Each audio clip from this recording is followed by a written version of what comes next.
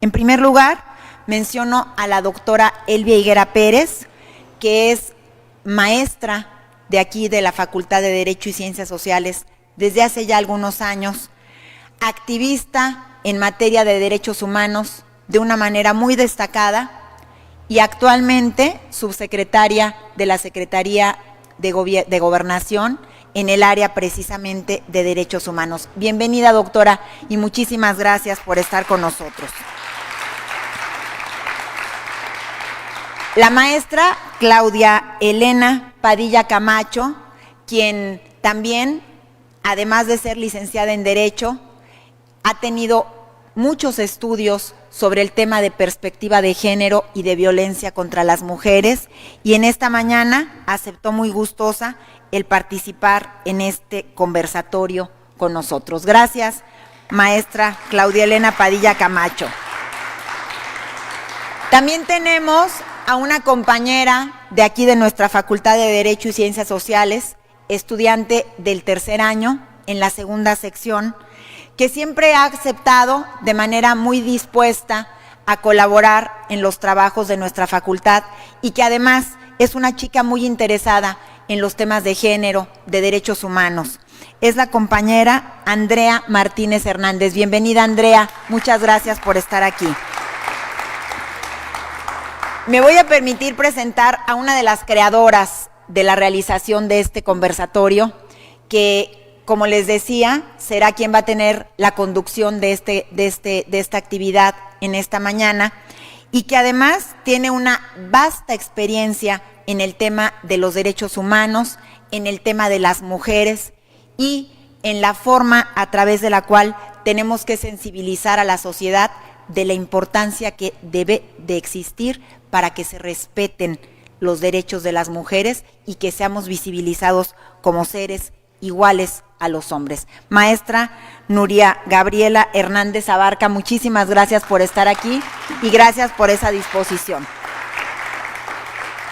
Presento también a la licenciada Marisela Montero Andrade, quien junto con todas estas mujeres que van a estar el día de hoy, está de una manera muy interesada en que se traten temáticas como la que se va a llevar a cabo esta mañana y además pues generar aportaciones al ámbito legislativo para que se trabaje sobre lo que son los feminicidios, la desaparición forzada y la violencia contra las mujeres.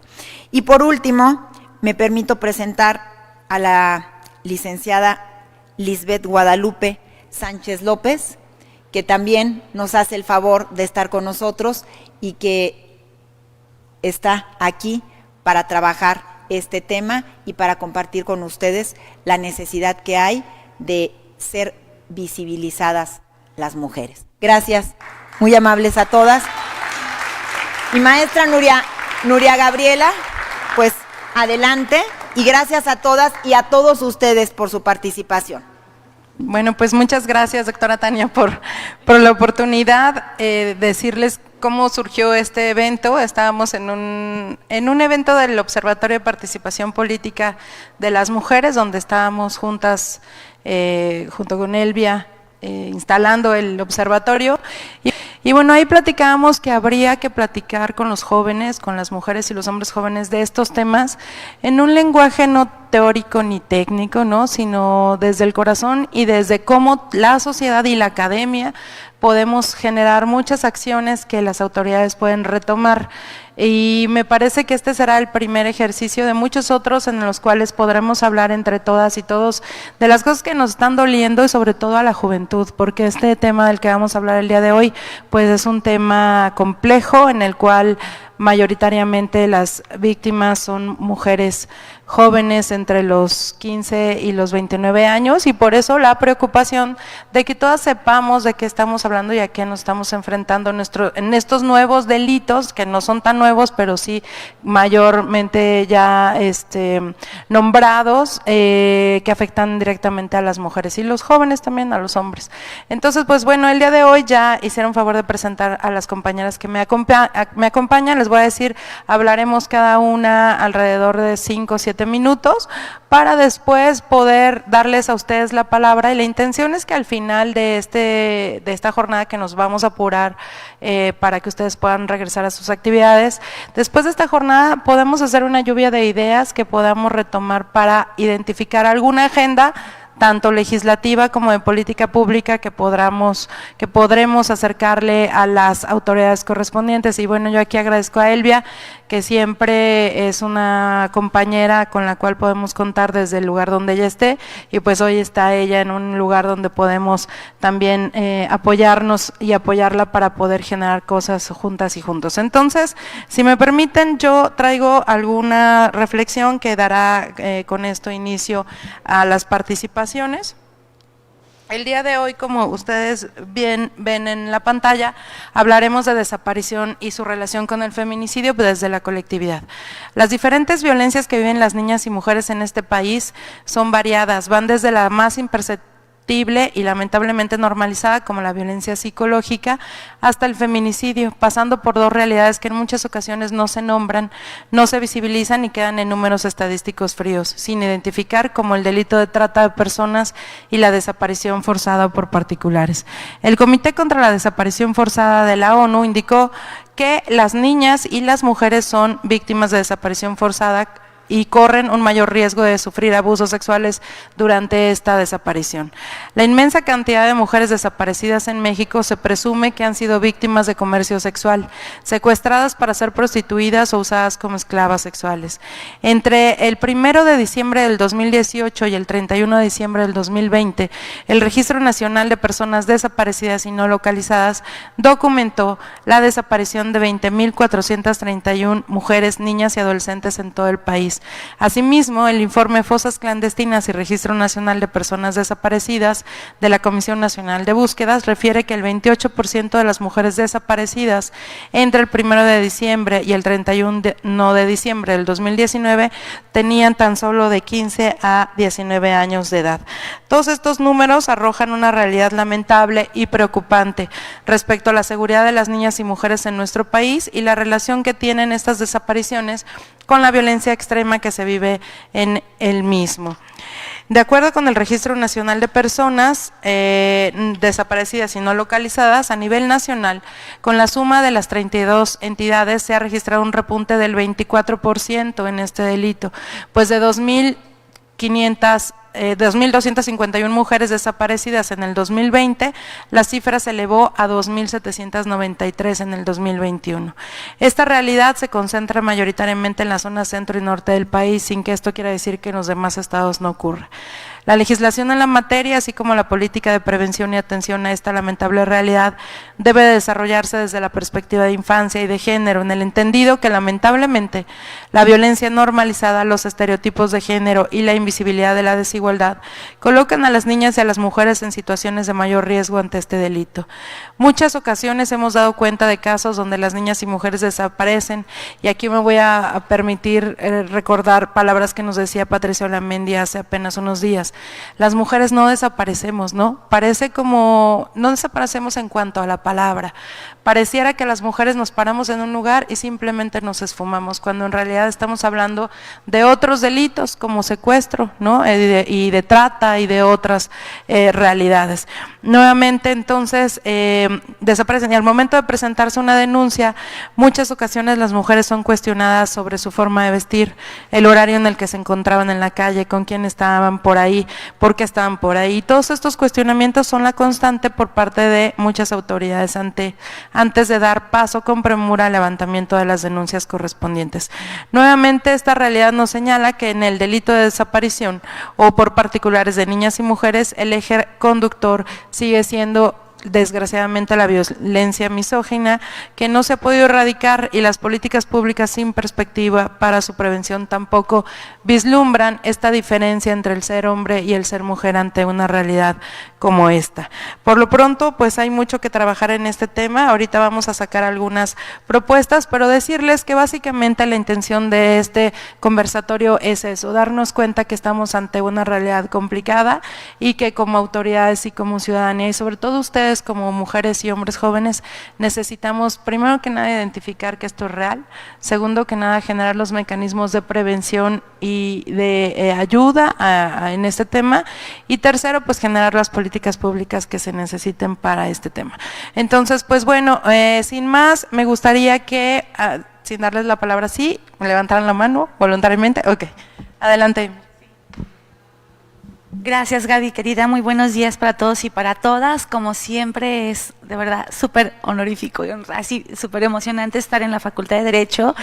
Yo quiero agradecer públicamente siempre la solidaridad, la confianza que nos da la doctora Tania cuando le proponemos este tipo de temas, porque además también es como reafirmar esta idea de lo que las mujeres podemos construir cuando estamos en espacios, cuando podemos estar en estas posibilidades de tomar decisiones. Y además, también ella, les presumo que tiene un equipo maravilloso, el maestro Miguel siempre es un cómplice en todo ese tipo de eventos, el secretario administrativo también siempre está con toda la disposición, el maestro de apoyarnos, entonces de verdad que es un placer estar con ustedes y bueno, los saludo. La saludo con mucho gusto porque además veo caritas conocidas en el auditorio que tengo el gusto de decir, fueron mis alumnas y por supuesto que hay un tema, pues además muy gratificante de verlas también interesadas en estas temáticas y por supuesto los chicos que nos siguen y las chicas estudiantes en redes sociales que también es muy bueno que podamos ahora interactuar a partir de estos espacios.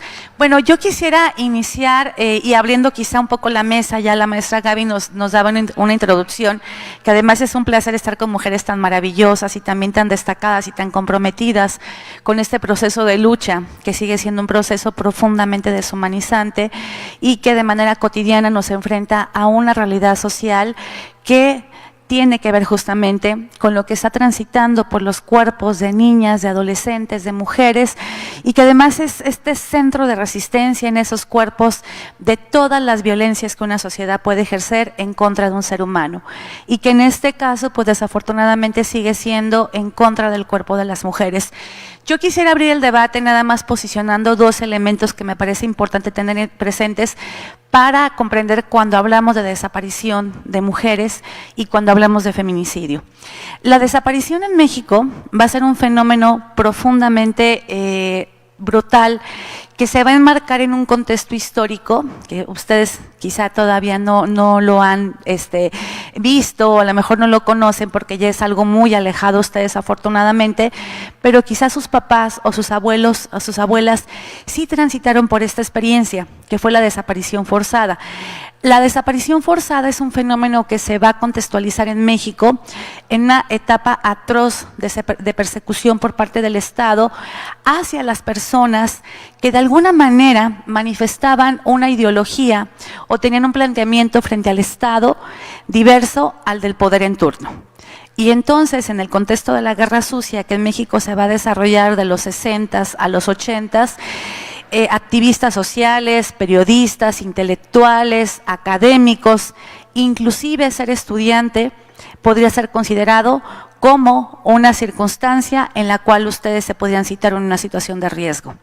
Y entonces la desaparición forzada va a ser este fenómeno mediante el cual el Estado va a hacer uso de todos los mecanismos que tenía en ese entonces la terrorífica Dirección Federal de Seguridad, va a ser el instrumento o la mano del Estado mediante el cual se van a desaparecer a cientos y cientos de estudiantes, entre ellos mujeres, hombres muy jóvenes. Ahí van a destacar algunos casos como por ejemplo del luchador social, guerrillero además de la guerrilla rural, don Lucio Cabañas, el profesor Rosendo Radilla, que es el que nos va a llevar a la primera sentencia justamente frente a la Corte Interamericana de Derechos Humanos y cuyo proceso de búsqueda en todos los casos va a estar caracterizado por una circunstancia que me parece tiene que ver justamente con el ejercicio del festejo del día de mañana, el tema de la maternidad. Si analizamos quiénes son mayormente las que andan buscando a sus hijos, a sus hermanos, a sus esposos, a sus parejas, a sus padres, van a ser las mujeres. En ese caso, tanto la esposa del profesor Rosendo Radilla por cierto, egresado de la Normal de Ayotzinapa, donde todavía tenemos 43 estudiantes desaparecidos, al igual que también don Lucio Cabañas, ambos habían sido egresados de esta Normal histórica con una lucha de verdad histórica bien importante, una lucha social bien importante para nuestro país. Quienes van a encabezar este proceso de búsqueda va a ser tanto su esposa como su hija Tita Radilla, que son quienes posteriormente van a llevar a un escenario internacional la desaparición forzada de su papá. Pero no fue el caso único, fueron cientos y cientos de chicas que habían sido desaparecidos por el Estado, muchos de ellos incinerados en campos militares, muchos de ellos habían sido desaparecidos en estos denominados vuelos de la muerte, en el cual esperemos sea una historia que siempre esté muy alejada de ustedes, siempre llegaban por grupos de estudiantes a los campos militares, los subían en aviones o helicópteros del ejército y los aventaban a mar abierto. Que posiblemente ahí también esté el hijo de la señora Rosario Ibarra de Piedra, que bueno, nos va a dejar un legado extraordinario justamente en la defensa de los derechos humanos en el caso de México, que ya nunca pudo encontrar en vida los restos del cuerpo de su hijo, un estudiante de medicina de 22, 23 años, pero que seguramente ahorita ya en el cielo, ya en otro plano, ya pudo reencontrarse con él, porque en tierra nunca lo pudo hacer, en este mundo nunca pudo encontrar los restos de su hijo. Y entonces eso va a marcar una historia en México con el tema de la desaparición forzada, que ahí la podríamos abordar desde otros elementos quizá que tenían que ver con una persecución del Estado, pero que aún en este momento sigue siendo un fenómeno tangible, visible, doloroso, que se sigue incrementando día con día. Y el segundo punto que quiero dejar sobre la mesa es el tema del feminicidio. En México vamos a empezar a hablar de feminicidio a partir de también los dolorosos sucesos que se van a enfrentar en un estado del norte del país, justamente Chihuahua, en Ciudad Juárez, donde a partir de 1990 se van a empezar a documentar muertes brutales en contra de cuerpos de niñas, adolescentes, mujeres que no pasaban de 22, 23 años. El promedio de mujeres asesinadas va a ser entre los 14 y 21, 22 años.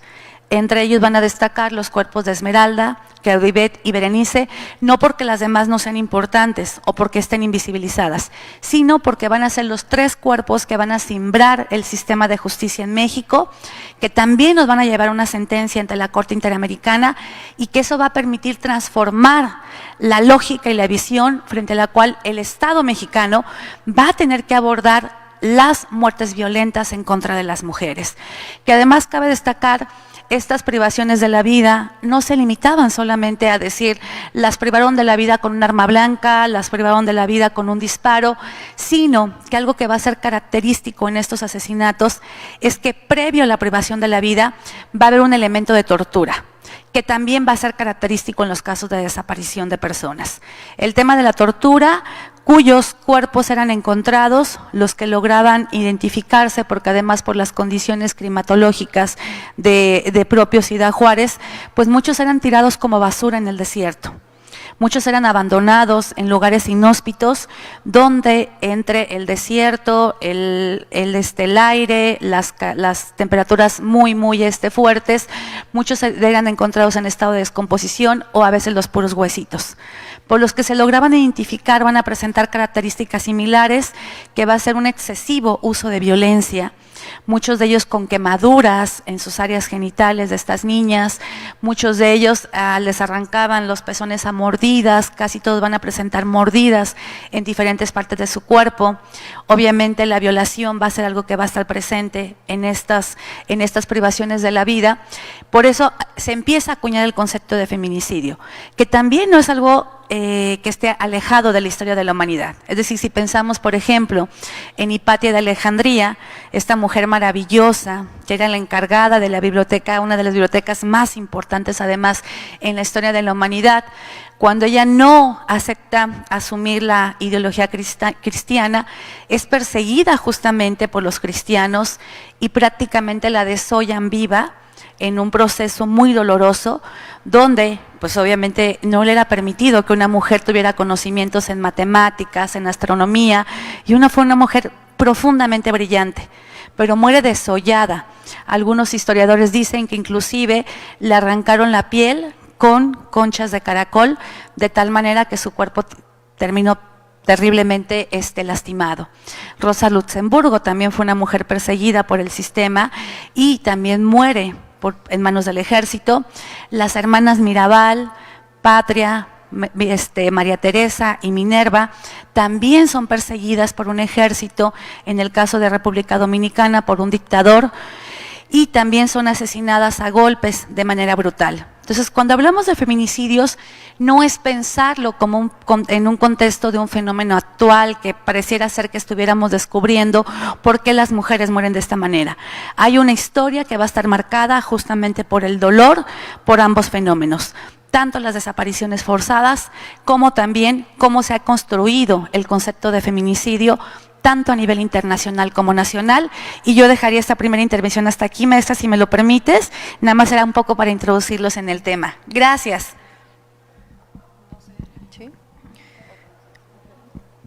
Bien, muchas gracias, buen día por estar acá todas y todos. Y justo esto que se está hablando la doctora Elvia comienza a hacerme sentir una sensación en el pecho que me empieza a ahorcar y que yo digo, ¡qué horror! Me horrorizo ante estas situaciones, ¿no? Esa es la parte con la que yo quisiera comenzar, con este aspecto de lo que sucede a nivel de emoción en la sociedad y evidentemente en las mujeres que puedan tener un crimen como esto, ¿no? Quiero comenzar leyendo unas palabras de una mujer, una madre, que está buscando a su hija. Yo siempre te sueño, que llegas corriendo, te siento presente, no importan los años. Te sueño hermosa también por los años, pero nunca, nunca te imagino muerta. Esto es lo que sucede alrededor de la víctima. Lo que yo quiero que nosotras empecemos a analizar, que nosotros empecemos a analizar, es lo que sucede alrededor de las víctimas, porque hay una víctima indirecta, hay una víctima directa y una víctima indirecta. La desaparición ha sido un crimen representado por la angustia y la desesperación. De verdad, yo cuando escuchaba a Elvia, decía, no me quiero imaginar en los zapatos de una persona que esté viviendo esta situación de violencia, pero además tampoco me quiero imaginar en los zapatos de quien está acompañando ese proceso. Es un proceso muy doloroso en donde las integrantes de la familia, como también ya lo mencionaba, en su mayoría las mujeres, porque las mujeres son las que buscamos a las personas desaparecidas, las mujeres somos las que hacemos esos procesos de acompañamiento, pues sufren consecuencias inmediatas por la desaparición. No solamente estamos sometidas o no solamente se someten a la incertidumbre de lo que sucede con la persona que está desaparecida, sino en muchas de las ocasiones afectan también las partes económicas, ¿no? Porque empieza a haber todo un proceso para buscar a tu familiar, a la mujer que está desaparecida, y empieza a haber un desgaste no solamente a nivel emocional, sino también a nivel económico. E incluso, ¿cómo vives? ¿Cómo te despiertas cada mañana sabiendo que no está tu hija, tu hermana? ¿Cómo haces para reconstruirte de esa manera? Lo que sucede es justamente que viene una pérdida súbita, ¿no? Cuando las personas tenemos una pérdida, es decir, cuando fallece algún familiar, tenemos un proceso de duelo. Hacemos una significación de la muerte de esa persona, pero cuando hay una persona desaparecida, ¿cómo generas un proceso de duelo cuando no tienes un cuerpo? Como lo menciona Aura María, dice, nunca, nunca te imagino muerta. Y por lo tanto no puedes generar un proceso de duelo porque siempre hay una esperanza de encontrar a esta mujer con vida. No puedes generar este proceso de pérdida hasta que no tienes esa posibilidad de saber, esa certeza de saber que ya no está. Sin embargo, en el caso de las desapariciones, esa certeza en muchas de las ocasiones no se da. Muchas de las ocasiones se vive con esa historia, sin poder generar este duelo. Y bueno, aquí la importancia y para mí lo más importante que las compañeras y los compañeros que están formándose en Derecho sepan es precisamente lo que mi disciplina hace, que es la psicología forense. Aquí la importancia de que trabajemos de forma multidisciplinaria en este trabajo, porque ustedes nos necesitan y nosotras los necesitamos. Desde la psicología forense lo que podemos hacer es precisamente acompañar esos procesos de duelo para las personas, pero además también empezar a trabajar sobre todo lo que permea a nivel familiar. Porque otra vez pienso en las hijas y los hijos de aquellas mujeres que fueron desaparecidas y que en muchas de las ocasiones sabemos que terminan en feminicidios. ¿Cómo crece un niño o una niña sabiendo que su madre no está? No hay un cuerpo. ¿Cómo procesa un duelo? ¿Cómo crece sabiendo que fue víctima, que su mamá fue víctima de un feminicidio a manos de su padre? ¿Cómo procesan los niños y las niñas esta información? Porque es muy importante que entonces tengamos este acompañamiento desde esta psicología forense. Los daños pues a las familias son innombrables y son en muchos sentidos. ¿Qué es lo que propone la psicología forense? La psicología forense propone que se haga justamente una valoración en el caso de que tengamos la suerte de encontrar a estas mujeres. Bueno, pues evidentemente debería de haber una valoración que pueda determinar cuál es el proceso de acompañamiento que se va a realizar con ellas, pero además que se valore la familia, porque también entendemos que ahora la justicia tiene una reparación del daño. ¿Cómo vas a reparar el daño que tiene esta familia? Y bueno, la disciplina de la psicología forense justamente aporta eso, tratar de hacer una valoración de cuáles son los aspectos que fueron violados o violentados. En este caso, que se pueda diagnosticar cuál es la alteración psicológica que pudo haber sufrido tanto la mujer como la familia, que se pueda definir si existen algunas otras alteraciones en la vida social, en la vida escolar. Ustedes imaginen si tenemos la fortuna de encontrar a una mujer que ha sido desaparecida, ¿cuál es el impacto emocional en la vida de esta mujer? ¿Cómo vuelves a la calle? Es más, yo ahora que escuchaba a Elvia, siento miedo de salir a la calle. Me horroriza que mi hija salga a la calle. Porque eso es lo que genera a nivel social, porque la desaparición también nos afecta a todas y a todos. Todas vivimos en esta incertidumbre de si vamos a regresar a casa o no, o si nuestras hijas, en el caso de quienes las tenemos, van a regresar a casa o no. Es importante también en esta valoración pues definir cuál va a ser el tratamiento, tanto para la familia como para la mujer, de qué manera le vamos a acompañar, porque, insisto, la ley considera esta reparación del daño y a partir de ahí, quienes podemos coadyuvar en poder identificar cómo se podría reparar ese daño, pues somos quienes nos dedicamos a esta materia. Finalmente, me parece muy importante traer estos sentimientos que se ven experimentados al momento en el que una mujer desaparece, ¿no? Estos sentimientos de impotencia, de miedo, de indefensión y de culpa ante esta posible inexistencia o esta imposibilidad de encontrar a este familiar. Entonces, lamentablemente, estos sentimientos son los sentimientos con los que vivimos de manera cotidiana ante lo que está sucediendo con las mujeres que desaparecen y con los feminicidios. Por lo tanto, lo que es muy importante es que empecemos también a trabajar, sí, la parte de la prevención desde la parte jurídica, pero también la parte de la prevención desde la salud mental. Porque ¿qué vamos a hacer con estos sentimientos de impotencia, de miedo, de indefensión? Nosotras que hoy estamos aquí. ¿Qué vamos a hacer con esa sensación de inseguridad y de qué manera, que sería lo que a mí me gustaría como que pudiéramos empezar a aportar, de qué manera podemos nosotras empezar a coadyuvar para que estos sentimientos se puedan ir desvaneciendo y tengamos un espacio libre y seguro para todas y para todos? Gracias. Buenos días a todas y a todos. Muchas gracias a la doctora Tania por permitirme la oportunidad de estar aquí compartiendo este espacio con mujeres tan destacadas en el ámbito del activismo feminista. Pues es muy impactante todo esto que han comentado con anterioridad mis compañeras. Sin embargo, me gustaría retomar particularmente el tema que se va a festejar el día de mañana, que es el Día de la Madre. Y bueno, como un claro ejemplo de lucha, siempre podemos hablar y destacar a la activista Maricela Escobedo, quien tuvo una historia muy trágica. Y bueno, evidentemente ella no es la única que se ha enfrentado a esta lastimosa situación.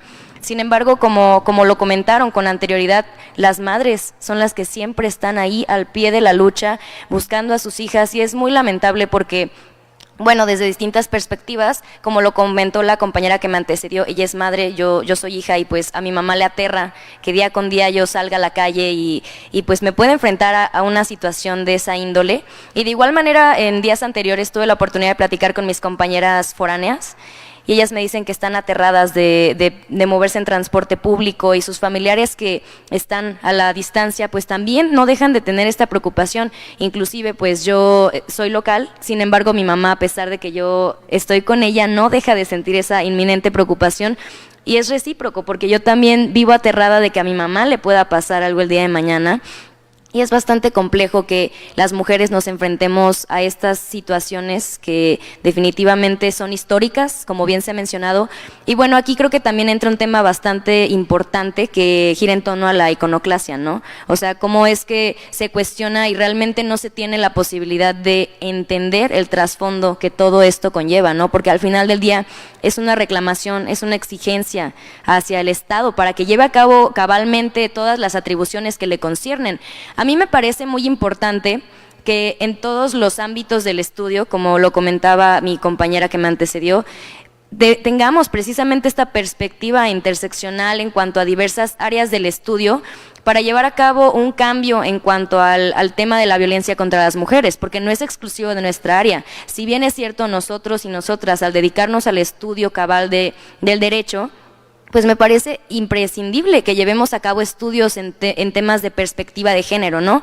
O sea, creo que la educación es un arma magnífica para poder generar cambios sociales, y particularmente nosotras y nosotros, estando en la Facultad de Derecho, siendo las futuras y los futuros servidores públicos, pues precisamente tenemos que tener dentro de nuestros estudios cabalmente esta perspectiva de género, que bueno, me complace analizar en el delito de feminicidio contenido en el Código Penal, que evidentemente ya está más amplio en función a la reforma que hubo en el 2021, ya se consideran más aspectos, y también es muy importante siempre tener en cuenta esta perspectiva interseccional, ¿no? Porque nosotras, por el simple hecho de ser mujeres, ya estamos en una situación de desventaja. Sin embargo, ¿qué hay de las mujeres que son indígenas, que tienen una discapacidad, que pertenecen a la comunidad LGBTIQ+, entre distintas categorías sospechosas, ¿no?, que podemos ver contenidas en el artículo 1 constitucional? Sin embargo, creo que definitivamente está en nuestras manos generar estos espacios para llevar a cabo la conciencia en torno a todas las aristas que conllevan la violencia de género, ya que, pues como bien lo hemos mencionado, la desaparición y el feminicidio es la máxima expresión de violencia contra las mujeres. Sin embargo, previo a esto hay muchos otros pasos, muchas otras violencias que podemos ver manifestadas, y evidentemente la salud mental, como lo han comentado, juega un papel imprescindible en todos estos aspectos, ¿no? La formación que hemos tenido a lo largo de nuestra vida, cómo hemos crecido en nuestras infancias. Obviamente no es fácil desaprender todo aquello que históricamente hemos vivido, que a lo largo de toda nuestra vida nos han inculcado ciertas ideologías, ciertas perspectivas, pero creo que nunca es tarde para generar el cambio y para eventualmente, en virtud del diálogo, poder generar estos espacios a través de los cuales compartamos nuestras perspectivas y velemos principalmente por el tema de la deconstrucción, ¿no? En todos estos aspectos de que entre nosotros y nosotras continuamos objetizando a las mujeres, continuamos cosificándonos, continuamos violentándonos. Entonces, yo creo particularmente que el cambio siempre empieza desde una misma, desde uno mismo, y cuando abres los ojos, y dirían por ahí, te pones los lentes morados, las gafas moradas, pues ya tienes una perspectiva completamente distinta. Indiscutiblemente es un asunto que nos concierne a nosotras y a nosotros, en virtud de que, como ya lo han mencionado, las mujeres que más nos enfrentamos a este tipo de violencia somos las mujeres jóvenes. Entonces, la cuestión de actuar es inmediata, tenemos que velar por tener esta perspectiva, y yo creo que en el tema de llevar a cabo propuestas, gira en torno mucho mi ideología a las redes de apoyo. Creo que las mujeres siempre debemos de tener firmes estas redes de apoyo entre mujeres de todas las edades, siempre dejar a un lado las diferencias, porque al final del día yo creo plenamente que no todas las mujeres seremos amigas, evidentemente habrá distinciones, habrá diferencias, pero al final del día el común denominador que nos une es que somos mujeres, es que todas nos encontramos en esta situación de vulnerabilidad y bueno, con independencia de estas diferencias, creo que siempre debemos velar por protegernos entre nosotras, a pesar de que alguna mujer no me caiga bien o algo por el estilo, somos mujeres. Si una chica que no me cae bien en el antro se encuentra en una situación de riesgo, yo no voy a dejarla atrás, yo voy a apoyarla a pesar de nuestras diferencias, porque creo que el hecho de fortalecer estas redes de apoyo es lo que precisamente nos va a dar la pauta para tener un respaldo, para saber que ya no estamos solas. Y bueno, me da gusto que a pesar de toda la situación adversa que hemos escuchado recientemente en cuanto a casos de desaparición, o también a casos en los cuales se intenta llevar a cabo esta desaparición y no se logra porque hay personas en la calle que brindan apoyo a las mujeres que se encuentran en esta situación de riesgo. Entonces, pues creo que definitivamente sí nos concierne a todas y a todos generar esta conciencia, generar este diálogo, esta discusión, y verdaderamente entender el problema histórico que a todas y a todos nos concierne y pues llevar a cabo este tipo de dinámicas. Gracias. Muchas gracias. María. Hola, híjole, bueno, no sé por dónde empezar. Estamos en la universidad, en la Facultad de Derecho, entonces no me voy a detener en términos jurídicos que ustedes seguramente verán más adelante en clases, lo podrán compartir entre ustedes. Yo me quiero enfocar un poco más en la conciencia social sobre los temas que estamos hablando, ¿no?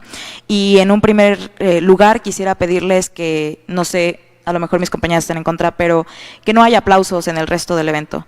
Me parece que este evento que nos trae acá es muy, muy doloroso para las personas que acompañamos y no deberíamos de estar aquí y no merecemos esos aplausos.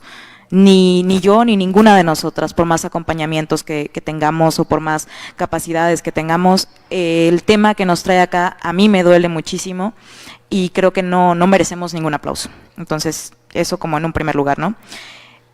Hace unos años yo me encontraba del lado del que están ahora ustedes, igual aquí en esta universidad, y mi vida tenía yo bien planeada que yo iba para fiscal, ¿no? Fiscalista, me encantaba el derecho aduanero, yo iba a ser esa mujer bien dedicada a ese derecho, ¿no?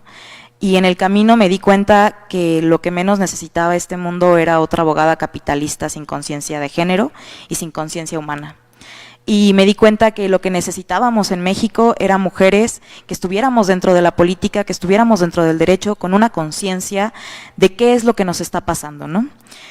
Me da gusto ver que haya hombres por aquí, porque normalmente son temas que creen que somos unas exageradas y no les interesa, pero me gustaría que algún hombre del panel me diga a qué le tiene miedo.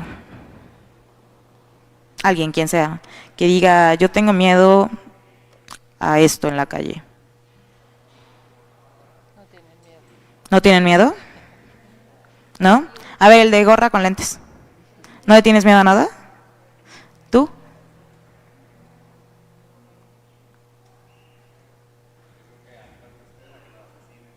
A que nos asesinen o que te secuestren. ¿Algún otro? Bueno, veo que asienten. Bueno, yo creo que la mayoría de nosotras tenemos miedo a eso, pero también tenemos miedo a que nos violen. A terminar en un putero en el cual después, disculpen que no soy nada académica, y creo que la vida misma me hace que sea así, yo soy de Tancítaro, las visiones que pueden tener ustedes desde Morelia, o quienes son de aquí de Morelia, son bien diferentes a las personas que somos de localidades del interior del estado, el concepto que nos encontramos las personas que venimos de contextos rurales, es muy diferente, ¿no? Entonces, a mí me parece bien increíble que cuando le preguntas a un hombre a qué tiene miedo, en la calle te contesten pues a que me roben, a que me asalten, a que en el peor de los casos me asesinen o me secuestren. Y nosotras tenemos miedo a que nos toquen y de ahí para arriba, ¿no? O sea, creo que es un miedo bien diferente y es el cómo percibimos el mundo las mujeres y los hombres. Y no es que naturalmente lo tengamos que percibir de esa manera, sino que estamos en un contexto social que nos ha obligado a percibirlo de esta manera. Suena muy, muy triste, pero tenemos que decirlo. México está completamente podrido, tan podrido que tenemos una ley general para la desaparición forzada y para la desaparición cometida por particulares. Y además, esta ley, seguramente ustedes lo saben, es del 2017. Estamos hablando de que es una ley de 5 años, ni siquiera ha cumplido los 5 años de vieja, vaya, por el gran problema que hemos tenido a raíz del 2006, que se declaró la guerra contra el narcotráfico. Como bien ya lo comentaba la maestra Elvia, el problema de la desaparición en México comenzó en 1960 más o menos, pero se fue aumentando siempre, ¿no? Y normalmente pues hablábamos de un tema de desaparición forzada, no hablábamos tanto de la desaparición cometida por particulares. Y justamente el problema de la desaparición cometida por particulares era que cuando las mujeres, los colectivos, las víctimas indirectas llegaban a las fiscalías a poner una denuncia, no había un delito que perseguir, ¿no? Las mujeres se ausentaban de sus casas y no había un delito que pudiera hacerse algo porque no se las había llevado la autoridad, entonces no era desaparición forzada, y no se sabía absolutamente de ella, pero tampoco había un cuerpo, por ejemplo. Entonces, ¿cómo las autoridades tendrían que hacer algo? El hecho de que tengamos esta ley, el hecho de que tengamos este delito, nos tiene que poner en claro la magnitud del problema al que nos estamos enfrentando. Además, como ya lo decían quienes me precedieron, cuando hablamos de desaparición, no es que desaparezcamos, no nos esfumamos. Detrás de cada caso de desaparición hay casos de violencia, hay casos de privación de la libertad, hay casos de trata, hay casos de secuestro, o en el mayor de los escenarios y en el peor de los escenarios son causas de feminicidio. La mayor causa justamente de ausencias o desapariciones son la trata y el feminicidio. Y eso es algo que tenemos que decirlo, que tenemos que hablarlo, que no tenemos que buscar palabras bonitas para decir que una persona está siendo víctima de otro delito o de muchos delitos, ¿no? Porque hablar de desaparición pues suena como si la persona estuviese a lo mejor en un campo bonito, simplemente desaparecida. Pero las personas que tienen a alguien desaparecida temen porque esta persona no saben si está viva, no saben si está muerta, no saben si está siendo explotada sexualmente, laboralmente, no saben nada, absolutamente nada de ellas. Yo les decía que yo creía que yo iba a ser fiscalista y dedicarme al dinero, ¿no? Y cuando me di cuenta del gran problema que nos enfrentábamos y empecé a tratar con compañeras que me las encontraba en fiscalía completamente perdidas, me acercaba a ellas y les decía, ¿qué quiere hacer? No, es que vengo a poner una denuncia porque mi hija no aparece y me dijeron que tenía que esperar 72 horas.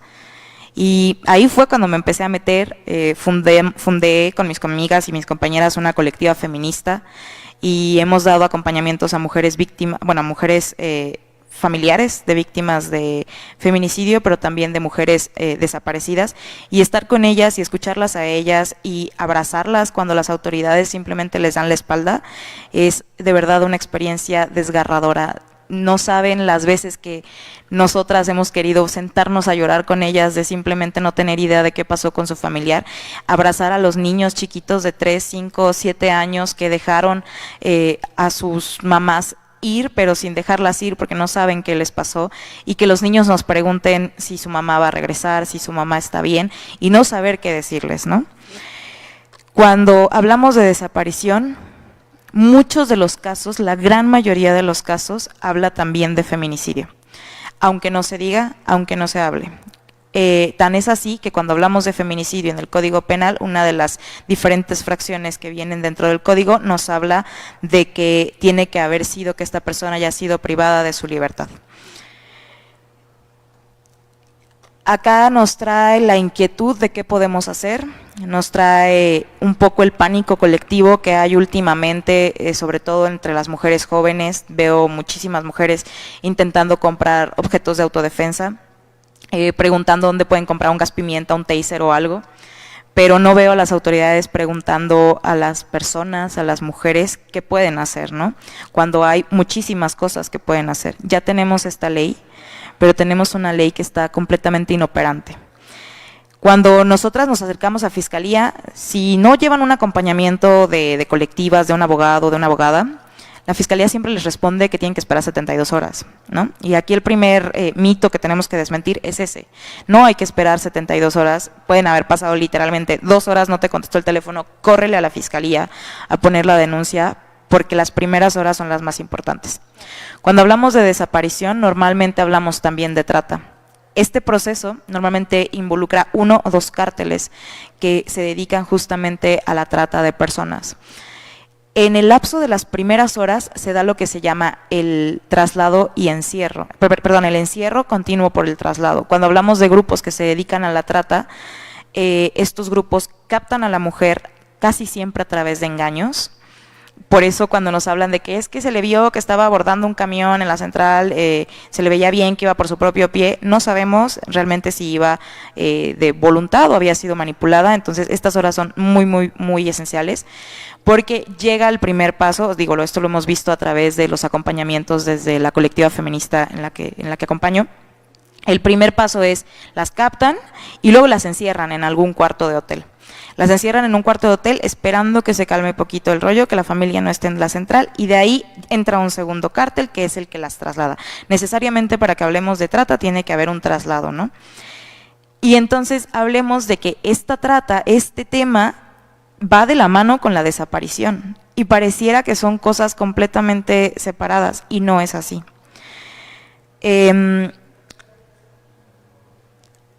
Hablábamos de qué nos trae acá, de qué podemos sugerir. No sé si más adelante vamos a tener un espacio exacto para hablar de eso, pero creo que es muy importante que estos espacios se den en foros como este, vaya en la Universidad Michoacana, el emblema del derecho en el Estado, cuna de grandes cabezas, de grandes héroes de la democracia y del Estado, porque justamente aquí habrá quien los pueda ir a decir a otras personas que sí hay mucho que hacer.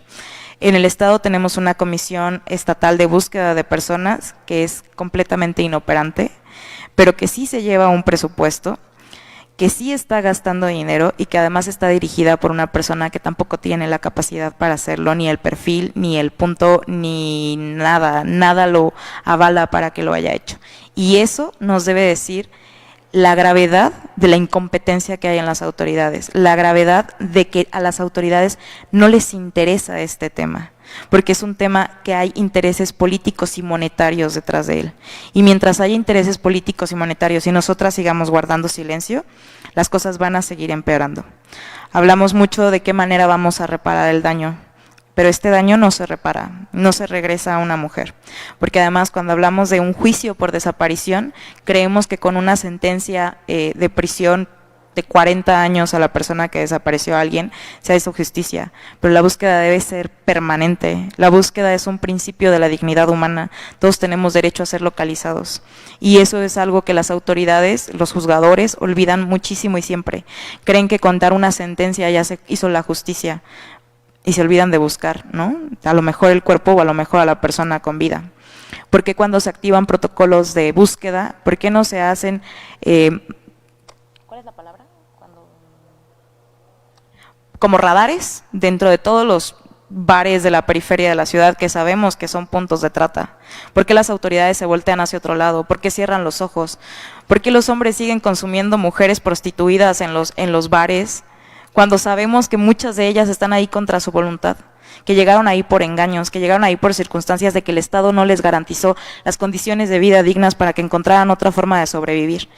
El problema no nada más está en las autoridades, también está en nosotros, que hacemos de la vista gorda y nos volteamos, y los hombres siguen consumiendo pornografía. Amigas, el hombre que consigue pornografía, el hombre que consume mujeres, el hombre que nos ve como un objeto, para nada va a ser un aliado. Porque ese hombre, si un día se las encuentra en el putero, ustedes siendo prostituidas, se va a dar la vuelta y se va a quedar callado. Este tipo de cosas son las que tenemos que decirla, y decirlas sin pelos en la lengua, porque sí es bien feo escucharlas, pero es muy cierto. Hablamos de cómo se repara el daño, pero ¿y cómo paramos este daño? Estamos hablando de que existen Comisión Estatal de Búsqueda y Comisión Nacional de Búsqueda y crean fiscalías para personas desaparecidas, y ahora le metes el tema de especializado en personas desaparecidas en manos de particulares. ¿Y cómo lo vamos a parar? Lo único que nos están diciendo es que le vamos a poner doble red a la portería porque goles nos van a seguir metiendo. O sea, vamos a seguir desapareciendo, entonces creemos un fondo para que haya una base de datos de cuerpos, de sangre, de ADN, para las que sigan desapareciendo. Pero ¿y cómo lo paramos? Lo paramos desde nosotras mismas, desde nosotros mismos, dejando de consumir mujeres, dejando de hacernos de la vista gorda y realmente interesándonos por lo que sucede. Hace unas semanas No sé si se han fijado en las marchas feministas ahora, ya no nada más se hace pase de lista por las compañeras que están, que fueron asesinadas. Ahora hacemos pase de lista por las mujeres que están desaparecidas y gritamos te buscamos, ¿no? Y en una de estas manifestaciones feministas llenamos las letras de Morelia, del letrero de Morelia que está aquí en Villalongín, con alertas de mujeres desaparecidas, que tienen años desaparecidas y mujeres que recientemente desaparecieron. No habían pasado ni 2 horas y ya habían arrancado las alertas. Las fuimos y las pusimos en las puertas del Congreso del Estado. No habían pasado ni 2 horas y ya las habían quitado. Digo, yo entiendo cuando quitan una cartulina que habla del aborto, pero que haya tan poquita empatía para no dejar las alertas de búsqueda, nos tiene que hablar realmente de la magnitud del problema, nos tiene que hablar de lo difícil que es para nosotras sobrevivir y existir en México, y que a las autoridades de verdad no les interesa, y si nosotras no nos unimos en un grito de exigencia, nadie más lo va a hacer, y vamos a seguir desapareciendo, y van a seguir habiendo mujeres desaparecidas, y las cosas no van a mejorar. Gracias, María. Ay, perdón. Liz, para cerrarles. Gracias. Híjole, qué difícil. Ahorita que decían expertas en el tema, me genera como, no sé, yo quisiera ser experta. Yo hubiera querido, en lugar de estar aquí hablándoles de este tema, pues cantando una canción, ¿no? Ser artista, cantante, no sé. Quisiera ser experta en otros temas que a mí me reconforten, pero hablar sobre estos temas a mí siempre me rompen. Y quiero compartirles, porque pues ya nos contextualizaron mucho las compañeras, y yo quiero compartirles una cuestión en particular que en mi cumpleaños pasado, mi hermano, yo siempre pierdo la cartera, ¿no? Siempre, 2 veces al mes. Liz anda en procesos de que se me perdió la cartera, y algunas que otras veces por distraída pierdo hasta el celular, ¿no? Entonces mi hermano en mi cumpleaños me regaló un tag del Apple, que se usa para encontrar tus objetos perdidos. Te dice la localización, ese tema. Entonces me dijo, ten para que lo pongas en tu cartera y la encuentres. La verdad es que sí me ha servido, sí le he dado utilidad, sí me la paso buscando mi cartera. Pero de algunos días para acá lo quité de la cartera y me lo puse en el pantalón. Porque dije, bueno, la cartera qué, pero pues yo. Y si me pasa algo, mínimo van a encontrar mi pantalón. Es lo que yo pensé. Y después de hacer esta estrategia, no sé si de prevención o ya de atención, como dice Maricela, estamos pensando en que sigamos desapareciendo. Dije, qué privilegio tengo de haber tenido un aparatito de esos, porque tengo la posibilidad de poder tener un aparatito de esos. ¿Y qué pasa con las mujeres que no tienen la oportunidad de tener un celular con georreferencia, de tener un tag así como yo lo tengo, de que tengan las posibilidades de poder incluso tener estas estrategias de prevención, atención, no sé, mitigación? Pero bueno, yo iba a empezar con buenos días y diciéndoles que justamente es un privilegio estar viva y poder estar aquí en la Facultad de Derecho, que además a mí me impone mucho, porque aquí en esta facultad fue donde yo empecé a hacer mi activismo, porque cuando yo entré con mucho miedo. Mi mamá lo primero que me dijo, no quería que estudiara en esta facultad, lo primero que me dijo fue, hija, cuídate mucho de que nadie te vaya a tocar. Y yo dije, caray, ¿cómo? ¿Por qué? Voy a estudiar, ¿no?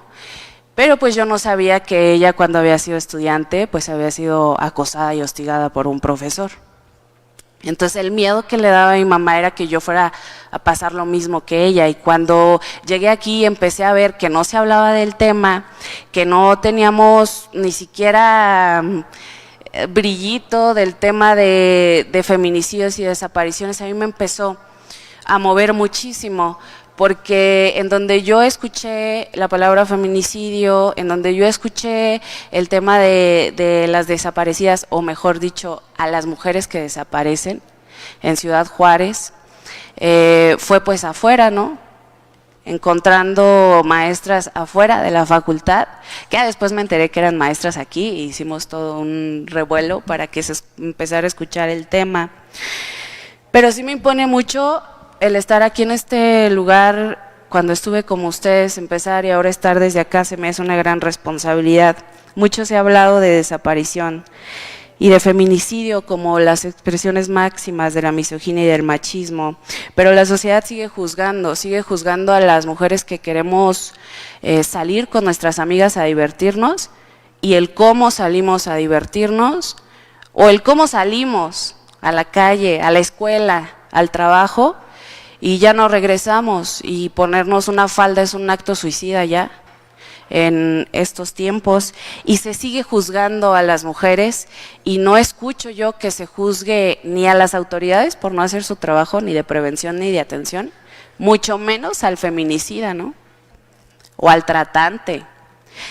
No nos vayamos lejos. Hace unos días, aquí en Villalongín, una filotota de hombres y algunas mujeres tomándose fotos con un productor de pornografía.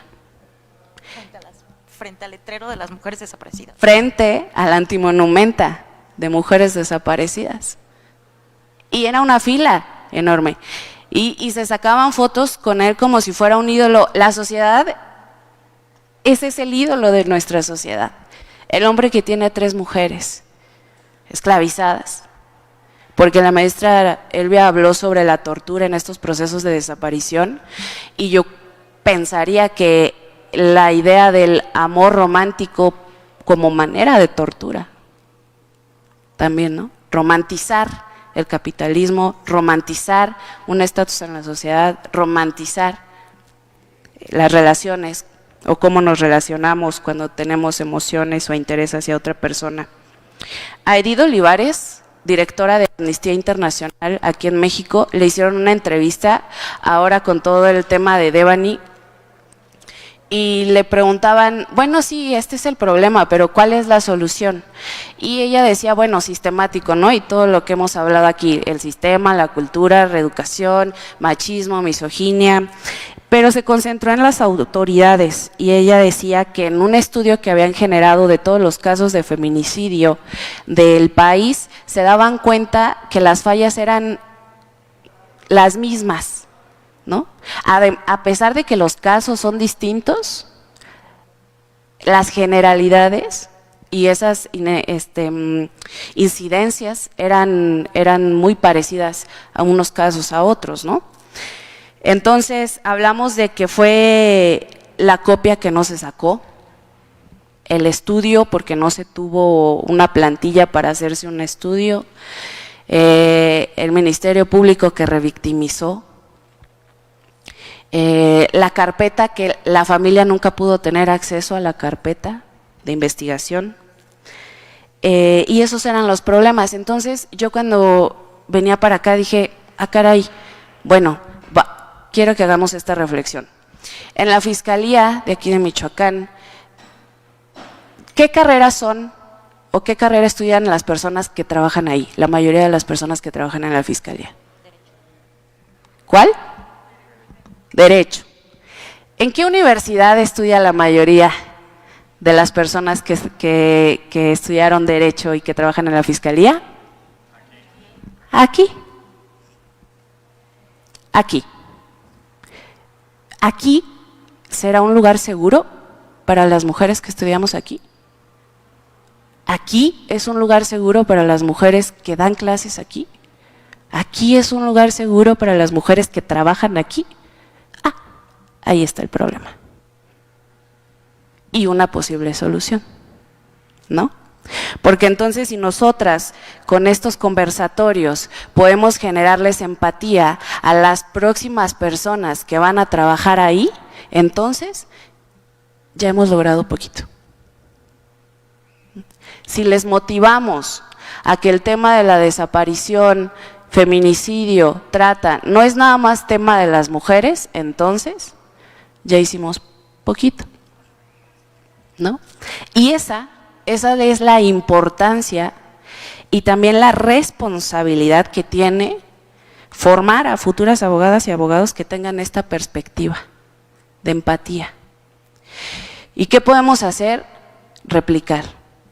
Es muy importante replicar, porque no hace muchos años, todavía cuando las mujeres participábamos en elecciones para renovar consejos, nos gritaban que las mujeres a la cocina, por ejemplo, porque replicamos ese mensaje. Incomodamos, claro, siempre. Pero también pensemos en estrategias de cómo podemos hacer aquí un lugar seguro para nosotras, ¿no? Para que este no sea un crisol de hostigadores y cuna de hostigadores, por ejemplo. Entonces, sí podemos. O sea, a lo que quiero llegar es que ustedes asuman esta responsabilidad y así lleven esta perspectiva a los lugares en donde ustedes después van a estar laborando. Si van a estar en la toma de decisiones, Cámara de Diputados también y de Diputadas también. Surgen de aquí, pues aquí está la mata de la política, aquí es la mata de la política juvenil, ¿no? Del Estado. De aquí egresaron los que ahorita se sacan fotos y el futuro de Michoacán, andeca, ¿no? Pero si el futuro de Michoacán que emerge de estas aulas máter y de esta nuestra segunda casa, salimos con esta perspectiva de empatía, entonces vamos a salir allá a poder decir, lo hicimos un poquito, ¿no? Entonces ojalá nos quedemos con esa reflexión de qué podemos hacer como alumnado. Sí podemos hacer mucho, sí podemos hacer mucho. Replicar este mensaje de que podemos generar acciones, corresponsabilizarnos, responsabilizarnos como futuras abogadas y abogados, y quitar esa utopía de la justicia, ¿no? Y pues nada más, hasta aquí dejo mi participación. Gracias. Pues bueno, la intención de este primer ejercicio era que un poco provocar la reflexión de estos temas, un poco provocar la importancia que tiene el papel que ustedes van a jugar ahora y en un futuro. Muchas de las que estamos aquí, creo que todas somos abogadas, salvo Claudia, pero Claudia es psicóloga forense, ¿no? Y la verdad es que justo esta relación entre la psicología forense y el derecho tiene una gran relevancia en temas como los que estamos hablando el día de hoy. Para cerrar, me gustaría preguntarles si alguna tiene alguna participación, algún comentario, una o dos intervenciones, o todas estamos como muy reflexivas, muy movidas emocionalmente, y a mí me parece que justo esa era la intención de este primer espacio, poder generar eso, una reflexión, una conciencia colectiva, como dice el cartel, un análisis colectivo desde lo que nos pasa en el tema de la salud mental. Ya hablaba Claudia de eso, ¿no? Del miedo colectivo que nos generan estos temas, pero también desde el derecho, como todavía hay mucho que trabajar en esta parte. Ya Marisela hablaba también del tema de trata, Andrea nos hablaba también de la necesaria interseccionalidad en el análisis de estos delitos, y bueno, ya tanto Elvia como Liz nos hablaban primero del antecedente de los mismos y de cómo se vive desde las juventudes estos temas. Entonces, pues sin más, les damos las gracias por este primer acercamiento y bueno, esperamos vernos pronto para ahora sí escucharles después de esta primera reflexión. ¿Qué pueden hacer desde la juventud, desde el ser mujer y hombre jóvenes, pero también de la mano de las que ya no estamos tan jóvenes, ¿verdad? Pero que es, sin lugar a dudas, para eso nos tocó caminar antes, para poder generar espacios, para poderlos compartir juntas y juntos. Pues muchas gracias, gracias. A nombre de la directora de esta Facultad de Derecho y Ciencias Sociales, la doctora Tania Aide Torres Chávez, agradecemos a cada una de las participantes en este conversatorio sobre desaparición forzada y feminicidio, Y me voy a permitir, en nombre de la doctora Tania Aide Torres Chávez, nuestra directora de la Facultad de Derecho y Ciencias Sociales de la Universidad Michoacana de San Nicolás de Hidalgo, hacer entrega de unos reconocimientos que a la letra dicen. Voy a permitirme dar lectura de este primer reconocimiento. Dice: Facultad de Derecho y Ciencias Sociales de la Universidad Michoacana de San Nicolás de Hidalgo otorga la presente constancia a la licenciada Marisela Montero Andrade por su participación como ponente en el conversatorio Desaparición y Feminicidio, un análisis desde la colectividad, dentro de las actividades del 223 aniversario de la instauración de los estudios de Derecho en Michoacán. Morelia, Michoacán, a 9 de mayo de 2022, y firma la doctora Tania Aide Torres Chávez, directora de esta facultad. Me permito hacer entrega. Muchas felicidades, Muchas felicidades. A continuación voy a hacer entrega, también con el mismo texto, para ya no ser tan repetitivo, a Andrea Martínez Hernández, alumna destacada de esta Facultad de Derecho. Muchas felicidades, Andrea. Muchas gracias. Y gracias por participar. Asimismo, a la doctora Elvia Higuera Pérez, por su brillante participación en este conversatorio. Maestra y doctora, felicidades. Ay, los quiero mucho. Gracias. Nosotros también, Gracias, nosotros los quiero también. mucho. Gracias, doctora. A la maestra Nuria Hernández Abarca, por la conducción de este conversatorio y la motivación de realizarlo. Muchas felicidades. Asimismo, a la licenciada Lisbeth Guadalupe Sánchez López, por su participación tan brillante y motivante para los jóvenes. Muchas felicidades.